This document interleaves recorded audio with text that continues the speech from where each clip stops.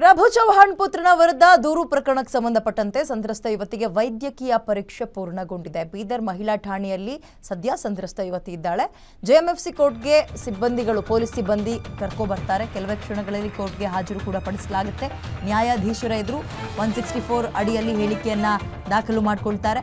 ಸಂತ್ರಸ್ತ ಹೇಳಿಕೆ ಬಳಿಕ ಪ್ರತೀಕ್ ಚೌಹಾಣ್ ವಿಚಾರಣೆ ಆರಂಭ ಆಗುತ್ತೆ. ಅಂದರೆ ಪ್ರಭು ಚೌಹಾಣ್ ಅವರ ಸುಪುತ್ರ ಯಾವುದೇ ಕ್ಷಣದಲ್ಲಿ ಬೇಕಾದರೂ ಕೂಡ ಪ್ರತೀಕ್ ಚೌಹಾಣ್ನನ್ನು ವಶಕ್ಕೆ ಪಡೆಯೋ ಸಾಧ್ಯತೆ ಇದೆ. ಪಡಿಲೇಬೇಕಲ್ವ. ಈಗ ಸಂತ್ರಸ್ತೆಯನ್ನು ನೀವು ವಿಚಾರಣೆ ಮಾಡ್ತಾ ಇದ್ದೀರಿ ಅಂದಾಗ ಅವ್ರು ಆರೋಪ ಮಾಡ್ತಾ ಇರೋದೇ ಪ್ರತೀಕ್ ಚೌಹಾಣ್ ಮೇಲೆ. ಆತನನ್ನು ಕರೆದು ಏನು ಎತ್ತ ಅಂತ ವಿಚಾರಣೆ ಮಾಡಲೇಬೇಕಾಗುತ್ತೆ. ಸೊ ಯಾವುದೇ ಕ್ಷಣದಲ್ಲಿ ಬೇಕಾದರೂ ಆತನನ್ನು ವಶಕ್ಕೆ ಪಡೆಯೋ ಸಾಧ್ಯತೆ ಇದೆ.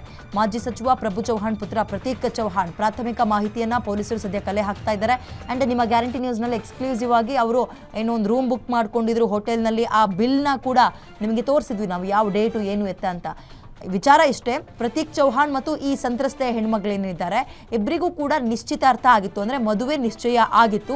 ಒಂದು ಎಂಗೇಜ್ಮೆಂಟ್ ಕೂಡ ಅದ್ಭುತವಾಗಿ ಅದ್ದೂರಿಯಾಗಿ ಮಾಡಿದರು. ಆದರೆ ಕಾರಣಾಂತರಗಳಿಂದ ಅದು ಬ್ರೇಕಪ್ ಆಗಿತ್ತು. ಬಟ್ ಈಗ ಆ ಸಂತ್ರಸ್ತೆ ಮಾಡ್ತಾ ಇರುವಂತಹ ಆರೋಪ ಏನು ಅಂತ ಹೇಳಿದ್ರೆ, ನಿಶ್ಚಿತಾರ್ಥ ಎಲ್ಲ ಆದಮೇಲೆ ನನ್ನನ್ನು ಆತ ದೈಹಿಕವಾಗೂ ಬಳಸ್ಕೊಂಡಿದ್ದ ಹಲವಾರು ಬಾರಿ.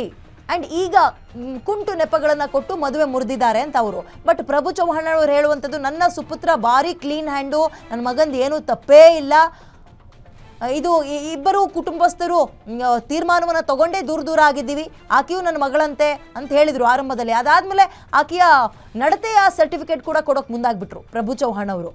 ಇದ್ರ ಬೆನ್ನಲ್ಲೇ ಇದೀಗ ಆಕೆಯ ಮೆಡಿಕಲ್ ಟೆಸ್ಟ್ ಎಲ್ಲವೂ ಕೂಡ ಕಂಪ್ಲೀಟ್ ಆಗಿದೆ. ಸಂತ್ರಸ್ತೆ ಇದೀಗ ಪೊಲೀಸರ ವಶದಲ್ಲಿದ್ದಾಳೆ.